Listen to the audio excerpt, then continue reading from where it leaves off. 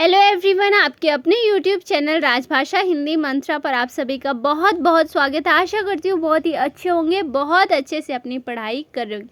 आज का हमारा आधी क्लास की जो लास्ट क्लास होने वाली है, जिसमें हम करेंगे हमारे लौकिक साहित्य या जो हमारे राजस्थानी गद्य है। ठीक, तो उससे पहले से उसको शुरू करने से पहले मैं आपको बता दूं, हमने आदिकाल के सभी इम्पॉर्टेंट चीज़ें सारे रामचंद्र शुक्ल की पुस्तक से सभी प्रकरण हो गए, डॉक्टर नगेंद्र बच्चन, इन सभी की पुस्तकों का रेफरेंस लेके इम्पॉर्टेंट चीज़ें मैंने ऑलरेडी आपको कवर करा दी है। जैन, सिद्ध, नाथ, रासो, ये सारी चीज़ें हमने फुटकल रचनाएं जो हमारी थी ऑलरेडी कवर कर ली है। आज हम करने वाले हैं हमारा लौकिक साहित्य। लौकिक क्या था? मौखिक में मौखिक रूप में था।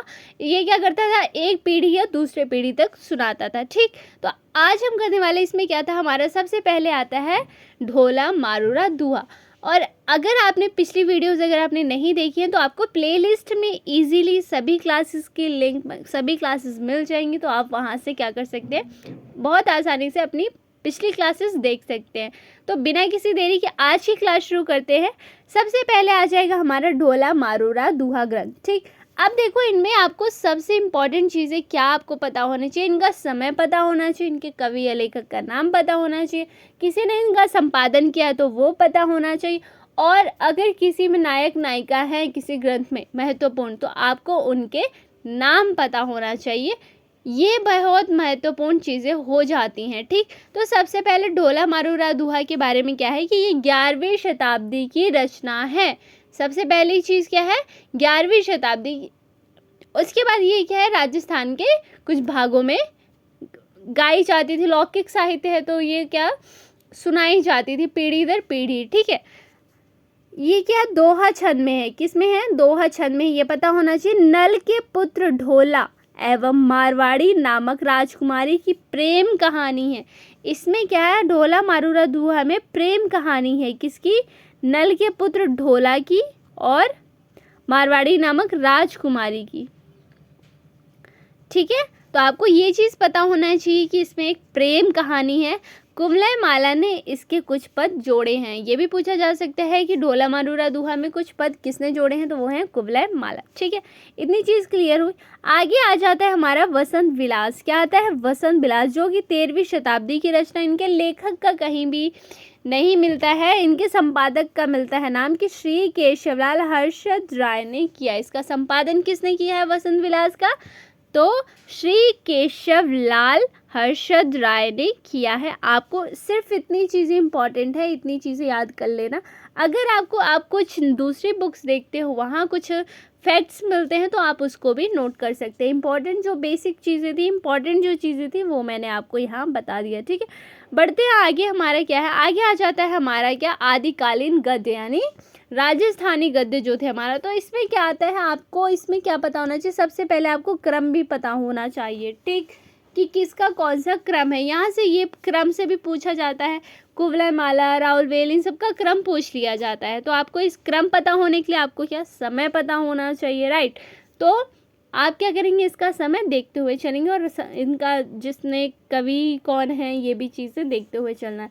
तो सबसे पहले आ जाइए कुवलय माला कहा। इसके लेखक कौन है? अद्योतन सूरी। कौन है?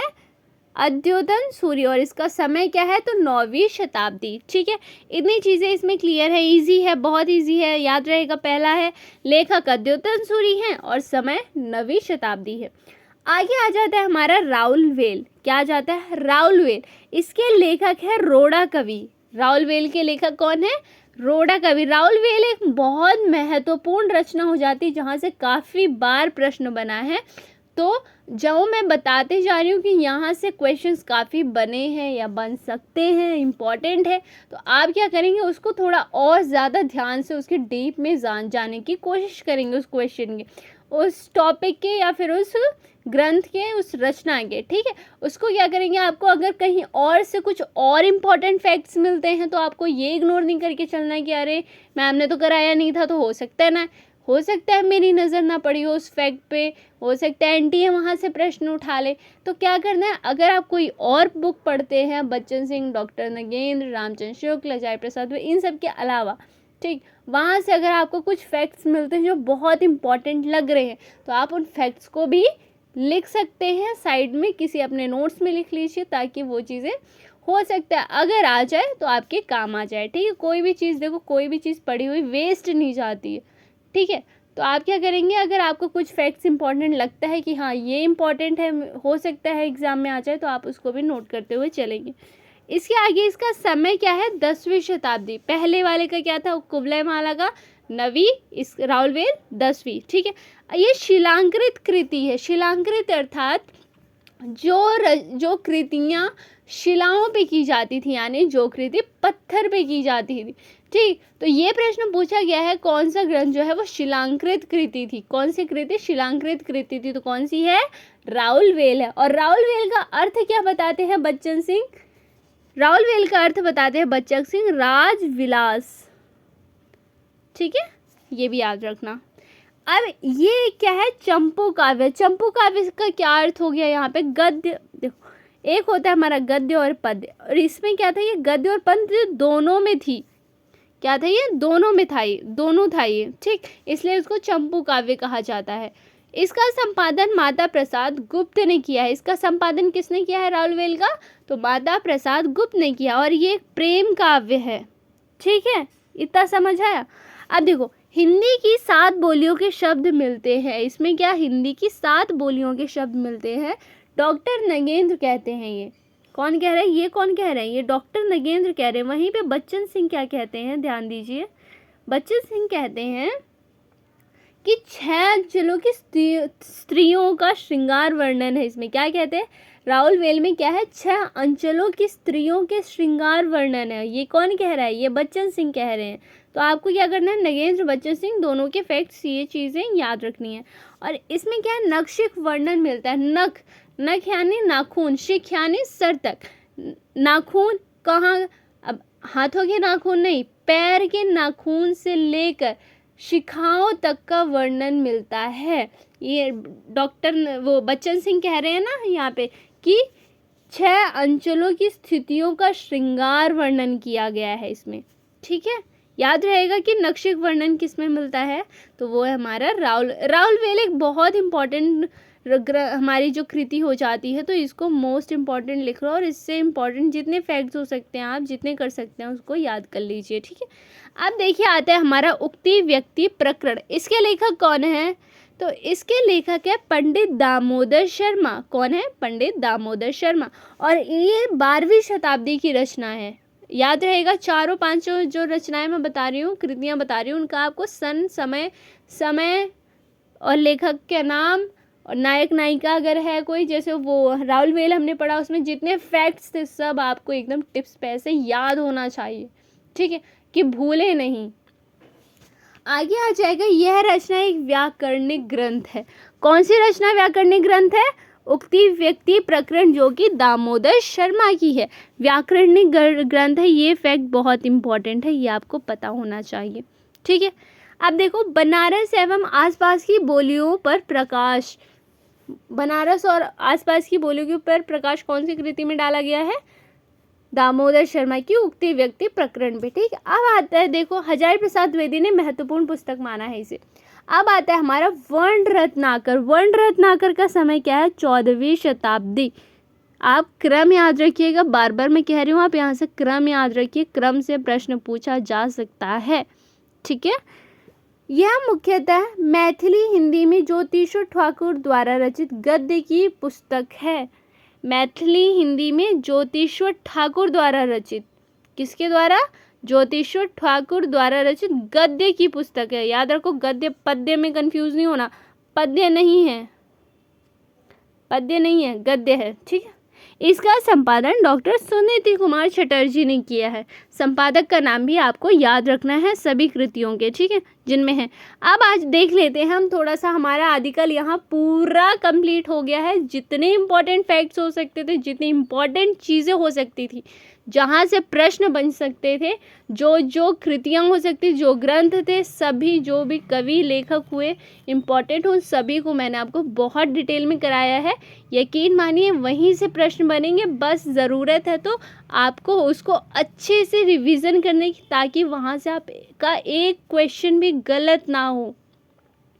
आदिकाल सब बच्चों ने पढ़ा होता है, सबको आता है। बच्चे गलती तब भी करते हैं, क्यों? क्योंकि आदिकाल वो बहुत हल्के में लेते हैं कि अरे हमें आदिकाल आता है, रिवीजन की ज़रूरत नहीं, चलो पाश्चात्य काव्यशास्त्र रिवीजन कर लेते हो, बहुत मुश्किल है।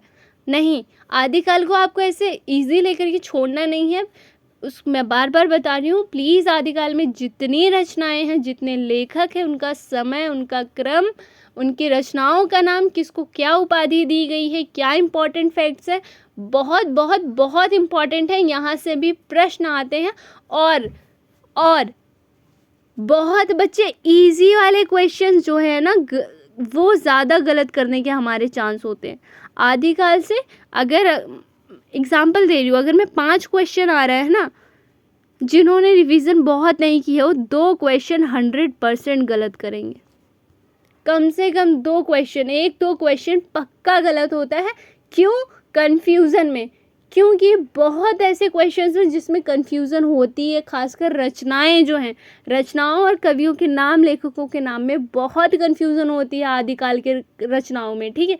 तो उसको, जिसमें आपको कन्फ्यूज़न हो रही है रचनाओं के नाम में, उनके लेखकों में, उसको आप बहुत अच्छे से कर लीजिए, ठीक है, ताकि आप वो गलती ना करें जो बाकी कर रहे हैं। तो उससे क्या होगा, कट ऑफ में आपके चांस ज़्यादा होंगे। 1-2 नंबर से इंसान कट ऑफ से बाहर हो जाता है और कट ऑफ के अंदर हो जाता है, ठीक। तो आपको बिल्कुल मजाक में नहीं लेना है, आदिकाल को भी अच्छे से रिवीजन करना है। मैं बार बार ये चीज़ रिपीट इसीलिए कर रही हूँ ताकि आप मेरी बात को ध्यान से सुने, उसको लाइटली ना लें, ठीक है। आगे देखिए हम क्या करते हैं, थोड़ा सा ज़्यादा तो नहीं, 8-10 कुछ क्वेश्चन ऐसे ही मैंने बेसिक रख दिए हैं। खैर आदिकाल मैंने आपको पहले भी कराए हैं, आप देखे होंगे।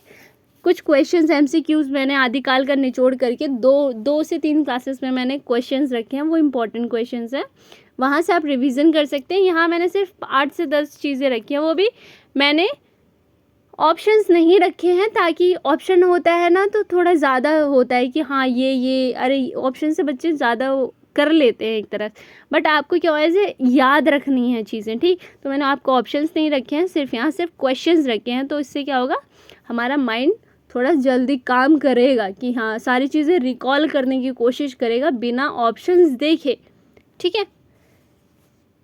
सबसे पहले बात, सरहपा को हिंदी का प्रथम कवि मानने वाले विद्वान कौन थे? सरहपा को हिंदी का प्रथम कवि माना जाता है, ये सबको पता है। हिंदी का प्रथम कवि कौन से विद्वान ने किसको माना है, मैंने ये भी कराया है, आपको पहली या दूसरी क्लास में ही करा दिया था आदिकाल में, ठीक। तो फिर से कहूँगी, अगर वो वीडियोस नहीं देखी, वो क्लास आपने नहीं की, वो क्लास जाके कर लीजिए। उससे क्या होगा, आपके ये वाला कॉन्सेप्ट क्लियर हो जाएगा, ठीक है। तो सबसे पहले सरहपा को प्रथम कवि मानने वाले विद्वान कौन थे? इसका आंसर हो जाएगा हमारा राहुल सांकृत्यायन, ठीक है, ओके। अब है उक्ति व्यक्ति प्रकरण के रचयिता कौन है? उक्ति व्यक्ति प्रकरण मैंने अभी बताया, इसका आंसर क्या हो जाएगा, दामोदर शर्मा, ठीक है। अब है अपभ्रंश व्याकरण के रचयिता कौन है? अपभ्रंश व्याकरण किसने लिखा है? तो ये आ जाएगा हमारा हेमचंद्र, ठीक है। देखो, मिश्र बंधुओं द्वारा विरचित, मिश्र बंधु मिश्रा है, ये मिश्र होगा, ठीक है। मिश्र बंधु विनोद कितने भागों में विभाजित किया गया है? मिश्र बंधु विनोद कितने भागों में, मैंने आपको पहले ही बता रखा है, 4 भागों में विभाजित। अब मिश्र बंधु, ये जो मिश्र बंधु भाई थे, ये 3 भाई थे, कौन कौन थे? सबसे पहले सुखदेव थे, श्याम थे और गणेश बिहारी मिश्र, ठीक है। आपको तीनों के नाम पता होने चाहिए, इतनी चीज़ें क्लियर है। अब है वीर गाथा काल को संधि काल एवं चारण काल की संज्ञा किसने दी है? तो संधि काल और चारण काल, वीर गाथा काल को किसने कहा है? मैंने पहले ही बताया है, आदिकाल किसने नाम दिया है, वीर गाथा काल कौन नाम दे रहा है, वीर काल कौन दे रहा है, सिद्ध सामंत काल कौन दे रहा है, संधि काल कौन दे रहा है, चारण काल किसने नाम दिया है, ये सभी मैंने ऑलरेडी आपको नामकरण जब विभाजन मैंने आपको पढ़ाया था तब मैंने करा दी थी ये चीज़ें, ठीक। तो देखो वीरगाथा काल को सबसे पहला प्रश्न, वीरगाथा काल किसने कहा? तो वीरगाथा काल कौन कहता है? तो ये कहते हैं हमारे आचार्य रामचंद्र शुक्ल जी, ठीक। और संधि काल एवं चारण काल, ये दोनों मिला के चारण काल अलग कहा गया है। जॉर्ज ग्रियर्सन कहते हैं ना चारण काल, पर संधि काल और चारण काल किसने कहा है? तो इसका आंसर हो जाएगा हमारा राम कुमार वर्मा। किसने कहा है? डॉक्टर राम कुमार वर्मा ने, ठीक है। अब आजगू कवि रचना कौन सी है? आजगू कवि रचना किसकी है? किसकी है ये? चंदन बाला राज। कौन सी है? चंदन बाला राज, ठीक है। याद रहेंगी इतनी चीज़ें। देखो इसी तरह से प्रश्न आएंगे, अगर आप इस तरह से रिकॉल कर पा रहे हो, मैं प्रश्न बोल रही हूँ और आपके फटाक से आपके माइंड में उसका आंसर आ रहा है, तो इसका मतलब यही है कि आपने अच्छे से क्लासेस की हैं, आपको चीज़ें याद है। ऐसा नहीं है कि आपने पिछली क्लास की और आज सब भूल गए और अब वो काम भी नहीं चलेगा, क्योंकि बहुत जल्दी एग्ज़ाम होने वाले हैं, आपको रिवीजन का टाइम नहीं मिलेगा। तो साथ साथ ऐसा नहीं मत करना कि आज पढ़ रहे हो कल भूल रहे हो, ये चीज़ें नहीं चल पाएंगी। आपको क्या करना है, इसलिए रिवीजन बहुत इंपॉर्टेंट होती है, रिवीजन करो साथ साथ, ठीक है। इतना समझ आ गया। और कोशिश करो कि बिना ऑप्शन से क्वेश्चंस करने की, ये ट्राई करो कि आप बिना ऑप्शन के ही, आपको कोई आपसे प्रश्न पूछे आप ऑप्शन का इंतज़ार मत करो कि ऑप्शन क्या है, आपको सीधा उसका आंसर आना चाहिए, ठीक है। आगे देखिए, आगे क्या है? शब्दानुशासन के रचनाकार कौन है? तो शब्दानुशासन किसकी ग्रंथ है, किसकी रचना है? तो ये है हेमचंद्र का। क्या है ये? एक व्याकरण ग्रंथ है। क्या है? ये भी पूछा गया है कि हिंदी शब्दानुशासन क्या है, एक व्याकरण ग्रंथ है कि क्या है, ठीक है। अब पाहुड़ दोहा किसकी रचना है? इंपॉर्टेंट है ये, याद रखना, रचनाएं याद रखना। देखो आदिकाल से जितनी रचनाएं आपको मिल रही हैं, जितनी बुक्स में मिल रही हैं ना, सारी रचनाएं याद कर लो। बहुत बहुत बहुत बहुत इंपॉर्टेंट होती है आदिकाल की रचनाएं, बहुत कंफ्यूजिंग होती हैं। अभी जयचंद्र प्रकाश जय चंद्रिका में ही कंफ्यूज हो जाते हैं बच्चे, मैं भी होती थी। मैंने जो गलतियाँ की हैं वही मैं आपको बता रही हूँ कि आप नहीं कीजिए। खुद की गलती से नहीं, दूसरों की गलती से भी चीज़ें हमें सीखनी चाहिए, ठीक है। बहुत कंफ्यूज होती थी मैं आदिकाल की रचनाओं में, कवियों में, इसलिए मैं आपको भी बता रही हूँ कि वहाँ कन्फ्यूज़न होने के चांस हो सकते हैं। हर बच्चे को भी नहीं, ऐसा भी नहीं कह रही कि सबको होंगे, 100 में से 100% बच्चों को होंगे, नहीं, पर कुछ को हो सकते हैं। तो उनको क्या करना है, चीज़ें रिवीजन करनी है और याद करने की कोशिश करनी है चीज़ें, ठीक है। आगे देखो क्या है, पाहुड़ दोहा किसकी रचना है? तो ये है हमारे राम सिंह की है। किसकी है? राम सिंह, ठीक है। अब देखो कुमारपाल प्रतिबोध के रचयिता कौन है? कुमारपाल प्रतिबोध किसकी रचना है? तो ये सोमप्रभ सूरी की है, सूरी, ठीक है, याद रहेगा। आदिकाल को सिद्ध सामंत काल नाम से अभिहित करने वाले आलोचक कौन है? तो ये राहुल सांकृत्यायन। सिद्ध सामंत काल राहुल सांकृत्यायन कहते हैं ना। अब आप मुझे कमेंट सेक्शन में बताएंगे कि मैं आपको क्वेश्चंस एमसीक्यू किस तरह से कराऊं, ऑप्शंस के साथ आपको करना है या बिना ऑप्शंस के आप ज़्यादा चीज़ें अच्छे से रिकॉल कर पा रहे हैं, रिवीजन आपकी हो पा रही है, तो आप मुझे कमेंट सेक्शन में बताएंगे। तो उससे क्या करूँगी, फिर मैं उसी तरह से आप लोग के लिए क्वेश्चंस बना के लाऊंगी। अगर आप कहेंगे कि ऑप्शंस लेके आओ तो मैं ऑप्शंस रखूँगी, अगर आप कहेंगे नहीं सिर्फ क्वेश्चन लिख के मतलब क्वेश्चन लगा के लाऊं, क्वेश्चन लिख के लाऊं और उसका आंसर हम इस तरह से डिस्कस करेंगे, तो हमें क्या चीज़ें ज़्यादा रिकॉल हो पाती हैं, है ना। तो आप मुझे ये इसका आंसर कमेंट में बता देना, तो फिर आप जैसे कहेंगे मैं उस तरह से आप लोगों के लिए क्वेश्चंस लेके आऊँगी। हम कोशिश करेंगे कि हम आदिकाल के एमसीक्यू के थ्रू, एमसीक्यू यानी जो क्वेश्चंस मैं आप लोगों के लिए बनाऊँगी, जो आ चुके हैं वो नहीं, कुछ अलग से, ठीक है, कुछ मतलब कि अलग से मैं आप लोगों के लिए क्वेश्चंस बना के लाऊंगी, जिसको आप लोग सॉल्व करेंगे, या कह सकते हैं कि आप पूरा उससे आपका आदिकाल रिवाइज हो जाएगा, ठीक है। So that's it for today. Thank you so much for watching. अगर आपको वीडियो अच्छी लगी हो, हेल्पफुल लगी हो, तो प्लीज़ वीडियो को लाइक करना, शेयर करना, और चैनल को सब्सक्राइब नहीं किया है तो चैनल को सब्सक्राइब कर लीजिए। और ऐसे ही मेहनत करते रहो, अच्छे से पढ़ते रहो, चीज़ें रिवाइज करते रहो, ये नहीं कि पढ़ के रख दिया। रिवीजन बहुत इंपॉर्टेंट होती है।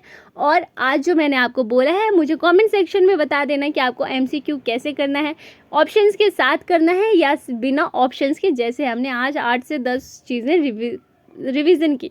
देखो अभी क्वेश्चन अगर मैं एमसीक्यू वैसे लाती, मतलब कि ऑप्शंस के साथ लाती, तो हमें ज़्यादा टाइम लगता सभी चीज़ों को डिस्कस करने में। ऐसे में हम कम टाइम में ज़्यादा से ज़्यादा क्वेश्चंस कर सकते हैं। तो आप मुझे बता देना, आपको जो भी ठीक लगे वैसे कर लेंगे, ठीक। सो मिलते हैं कल की क्लास में, जिसमें हम शुरू करेंगे भक्ति का। Okay, so thank you so much for watching, bye bye.